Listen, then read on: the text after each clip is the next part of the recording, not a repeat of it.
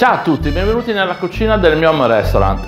Oggi andrò a preparare dei ravioli ripieni di burrata. Questi ravioli si abbineranno molto bene anche a gamberi, crostacei, quindi per fare questi ravioli io mi farò aiutare dalla mia nuova macchina Master Pro. Le proporzioni sono 125 grammi di farina di semola grano dura biologica Cappelli, buonissima, 125 grammi di farina 00, 2 tuorli d'uova e un po' d'acqua. Per il ripieno burrata, un po' di patata bollita per far sì che il ripieno rimanga bello morbido, bello sottioso, sale, pepe e olio extravergine d'oliva taggiasco. Per partire incominciamo a preparare la pasta. Molto semplice, basta mettere nella macchina le 2 farine, impostare il programma dei 12 minuti. Una volta partita aggiungiamo poi l'acqua tiepida ai 2 tuorli d'uova. Nel frattempo incominciamo a preparare il nostro ripieno, basta mettere in un mixer la burrata, frullare, poi mettiamo in una ciotola di vetro le patate, incominciamo a schiacciarle,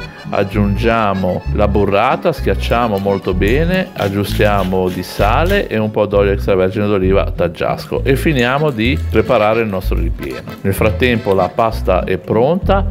Andiamo a tagliare a misura per fare dei dischi.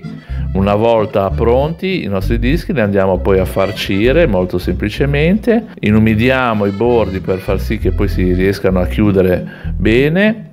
Poi semplicemente basta andare a chiudere il nostro raviolo, fate attenzione a non far uscire ripieno e nello stesso tempo a togliere bene tutta l'aria all'interno.